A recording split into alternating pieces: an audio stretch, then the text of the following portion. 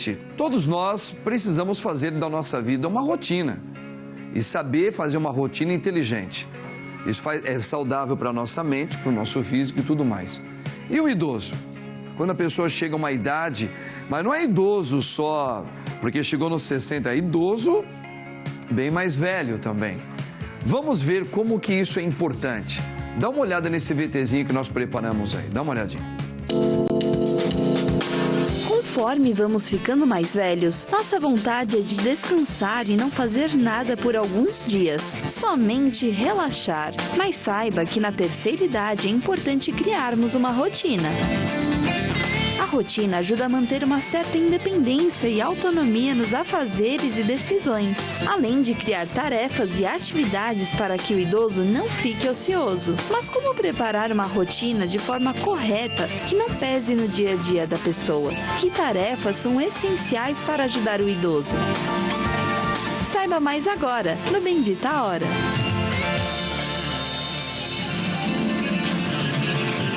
Legal, sabe, gente, que eu estava pensando aqui que nós todos estamos indo embora, estamos envelhecendo. E não é que o Brasil, nosso país, que até uns anos atrás, algumas poucas décadas atrás, era considerado um país jovem, com muitos jovens.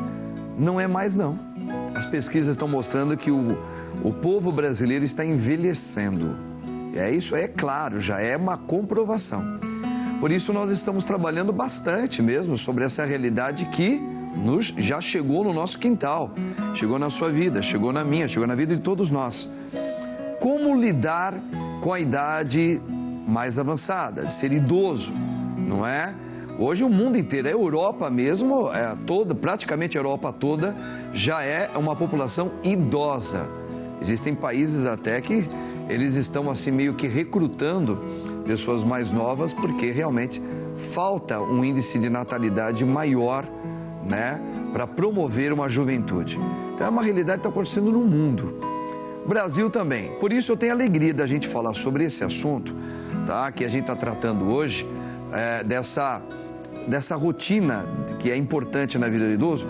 Ele que é um baita de um psicólogo, conversei com ele ali fora, é o Gabriel Portela, psicólogo. Gabriel, muito boa tarde, querido. Boa tarde, Padre Marcos. Deus abençoe, seja muito bem-vindo aqui no nosso programa, Bendita Hora. Muito obrigado pelo convite. Que bom. O Gabriel, acho que a primeira coisa é isso mesmo, o povo brasileiro, ele realmente está envelhecendo cada vez mais, já é considerado um país que está ficando já com uma tendência para idosos, né? Acredito que com o avanço da tecnologia e da medicina, dos medicamentos, dos procedimentos, as pessoas têm vivido mais. E acredito que isso é uma coisa boa, só que com isso, prolongando muito a vida das pessoas, outras coisas vão acontecendo. E é uma das questões. O Brasil tem envelhecido mais, ainda bem, pelos cuidados médicos e pelos avanços da nossa comunidade, mas isso traz consequências também. Traz consequências também. Gabriel Portela, super competente. Gabriel, quais seriam, dentro da psicologia humana, esses fundamentos de uma rotina na vida de um idoso? Por que ela é importante? Que tipos de rotina, por exemplo, dando alguns exemplos que você pode dar, o que isso pode estimular, o que isso pode engrandecer ainda mais nessa longevidade na vida de um idoso? A rotina ela é importante em todos os ciclos da vida, desde a criança até o idoso. Eu fiz na introdução, né? Exatamente. Todos os termos. Eu acho que a rotina ela traça uma previsibilidade, ajuda a gente a saber o que vai acontecer depois. Então, quando a gente pensa exclusivamente no idoso, a gente estava falando, que nem eu estava falando com o Paulinho ali, a respeito da perda de algumas coisas, da memória, de motivação, de alguns aspectos que antes na vida a gente tinha em excesso ou em quantidade considerável. Quando a gente vai avançando na idade, algumas coisas vão se perdendo. E uma delas é a memória, por exemplo. E daí quando a gente tem uma rotina bem consolidada, bem estabelecida, isso ajuda a gente não se perder dentro dela. Ou vai retardando ela de uma maneira bem menor, né? Do que épocas passadas, né? Envelhecer, todo mundo, o cérebro envelhece, mas se você fizer da sua vida uma rotina, que a gente tem que entendê-la bem, você pode meio que atrasar esse envelhecimento cerebral. Seria isso? Sim, é porque a gente está falando de autocuidado. Quando a gente fala de estabelecer uma rotina, é autocuidado. Porque rotinas são só a sequência com que as coisas acontecem. Mas daí que nem você havia me perguntado a respeito de quais rotinas podem acontecer na vida de um idoso. Daí a gente está falando de rotinas de lazer, ter um hobby, uma atividade física, que é uma atividade de cuidado, atividade de sociabilização. Então, por vezes, com o envelhecimento, a gente acaba se isolando. A perda de alguns amigos, o afastamento, e isso acaba criando isolamento social. E a sociabilização ela é super importante na vida do ser humano. Então, rotinas de sociabilização colaboram para a saúde mental também. Rotinas de alimentação, de sono, tudo isso vai colaborando com o bem-estar, com o autocuidado. Aí, tá vendo, gente? Já estão dando passos aqui super importantes que o Gabriel colocou para nós. Que tipos de rotina, né? Os idosos, eles precisam meio que vincular, buscar, para que ajude, né, a envelhecer bem, de uma maneira saudável. Mas nós temos aqui também um VT aqui, Gabriel, que eu acho que vai dar uma ilustrada legal nesse nosso bate-papo aqui. Dá uma olhadinha aí. O número de pessoas que atinge a terceira idade tem aumentado nos últimos anos. Junto com esse aumento, surge também a necessidade de buscar por soluções que melhorem a qualidade de vida. Tenha um mural visual, priorize as atividades diárias, intercale as atividades e dê atenção para as atividades de estímulo. Sugerimos que você identifique as rotinas básicas e essenciais que são obrigatoriamente realizadas todos os dias, como banhos, higiene bucal, remédios, alimentação, socialização, atividades físicas e depois adicione atividades secundárias como lazer, passeios, brincadeiras e assim por diante. Para garantir qualidade de vida na terceira idade, é essencial organizar a rotina do idoso e quanto mais cedo esse hábito começar, melhor. Olha que legal, né? Ô Gabriel, a gente não precisa nem ser idoso para a gente perceber que com o passar do tempo, dos anos, a gente começa a ficar mais exigente e mais cuidadoso, para não falar medroso. Tá? Então, por exemplo, vou dar um exemplo meu. Eu sou um homem dos 50 anos. Porém, quando eu tinha meus 20 e poucos anos, que eu lembro perfeitamente, eu tinha uma ousadia maior de dirigir carro, eu não tinha medo de tanto das grandes velocidades, nem de altura, etc. e tal. Com o passar do tempo, a gente entra na casa dos 40 anos, você já começa a ficar mais cauteloso. Aqueles barulhos que a gente escutava com músicas super altas, que a gente sempre curtiu, entrava no carro, já aumentava, porque, pô, eu sou jovem, eu quero curtir. Sim, mas a gente já começou a diminuir a quantidade de vezes que eu quero escutar músicas altas. Então, eu estou dando exemplos apenas para a gente entender o seguinte. E quando um ser humano, ele passa dos seus 60 anos, que já tem uma vida bem vividinha, razoavelmente bem vivida, ele vai tendo... A gente está sempre em mutação. Então, essa rotina... ela tem que ser muito bem elaborada, porque algumas coisas não cabem mais ao ser humano. Não é? Então, ele vai ter que ele vai ter que se socializar aí de uma maneira que também esteja condizente a ele. Então, ele não vai ficar numa discoteca com um ouvido de um senhor de 70 anos de idade dançando bidis num alto barulho. Estou dando bidis porque era época antiga já. Né? Ele não vai querer ficar pegando o carro e andar em alta velocidade. Então, ele vai ter que entrar dentro daquilo que é a própria desenvoltura da idade dele, não é? Às vezes ele queria muito agito de ficar com um monte de colega, chega numa certa idade e você quer ficar um pouco mais sozinho. Exatamente. Como trabalhar isso? Acho que é legal dentro da psicologia entender, porque o idoso ele tende a se fechar mesmo, né? É que assim, se a gente, pelo que você está me falando aí, as rotinas elas vão se modificando, nossos gostos vão se modificando e nossas capacidades também. Então, que ele está dizendo, um idoso lá, um senhor de 70 anos numa discoteca, provavelmente não tem a mesma disposição que um jovem. Não tem vontade. Exatamente. E as formas de sociabilização e interação mudam também.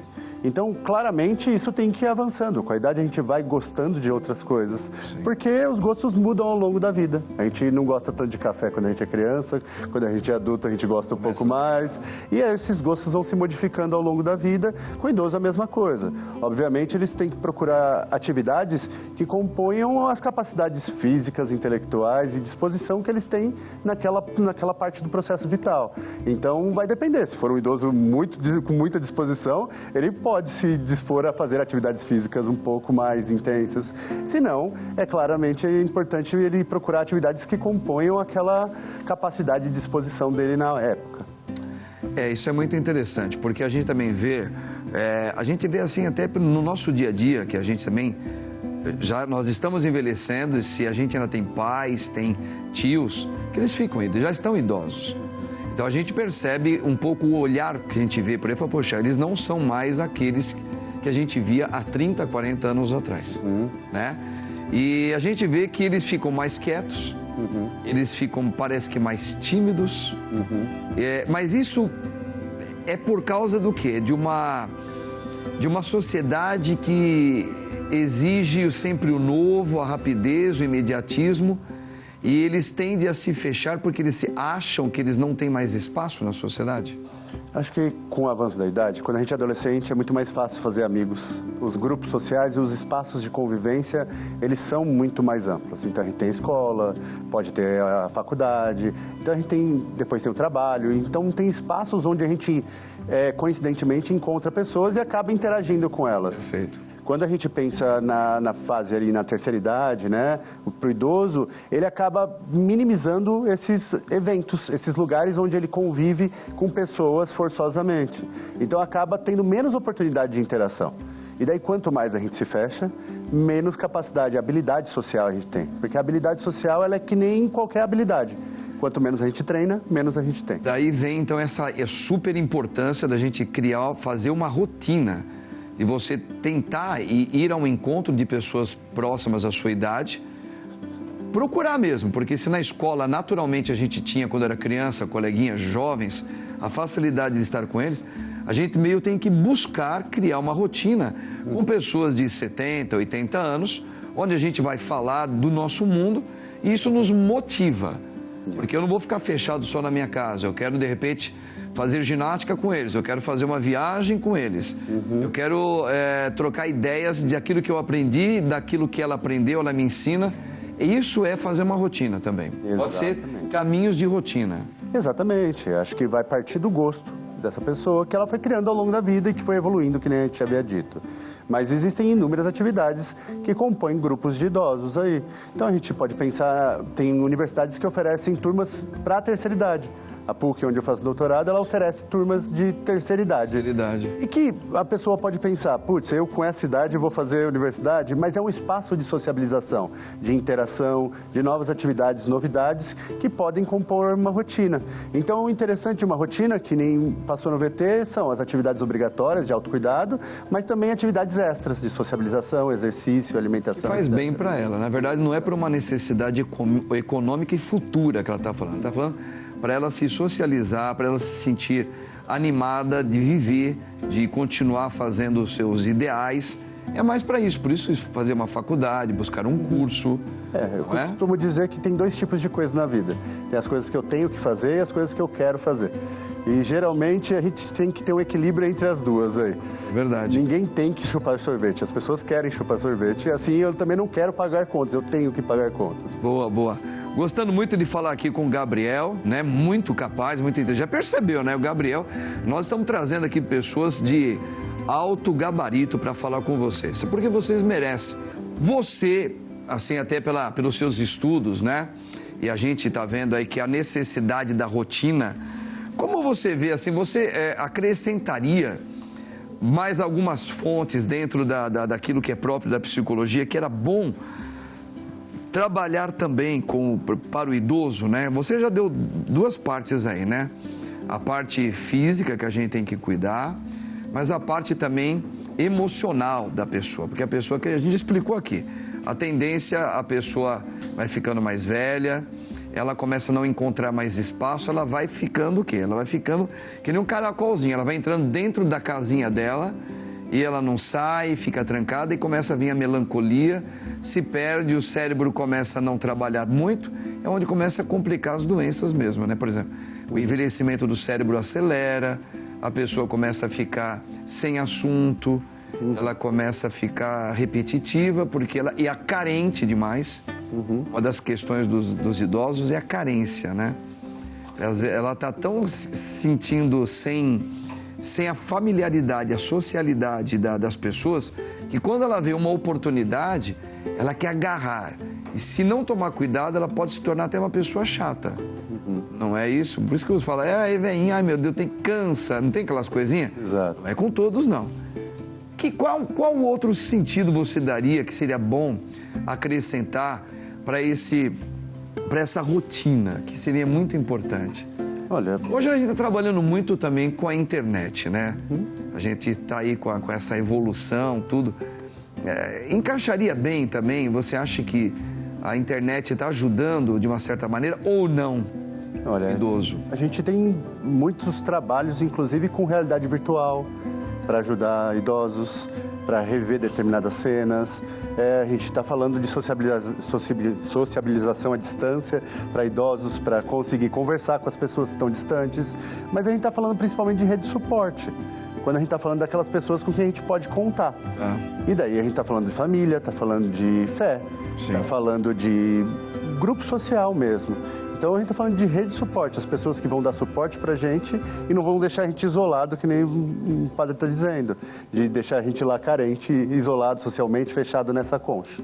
Eu venho reparando que, outro dia eu comentei até, não faz muito tempo, quando a gente tem a oportunidade de sair para comer fora, eu percebo nos restaurantes que muitos dos garçons hoje são idosos, coisa que a gente não estava vendo mais. Então a gente percebe que parece que estão dando novamente essa oportunidade daquela pessoa aposentada, que é idoso, trabalhar. E ele faz muito bem, porque são pessoas que já têm um gabarito de um passado, de uma responsabilidade maior. E quando ele faz com uma maestria, com uma desenvoltura maior, né? E é muito legal a gente ver que realmente o trabalho, essa socialização através de colocar novamente no trabalho o idoso é muito importante também, né? Mas para a gente encerrar, seria legal você falar um pouquinho sobre isso. Olha, o mercado de trabalho, os idosos têm voltado para o mercado de trabalho, por diversos motivos aí. Entre eles, um é a possibilidade, a abertura do mercado de trabalho para essas pessoas, e acho que pode ser importantíssimo.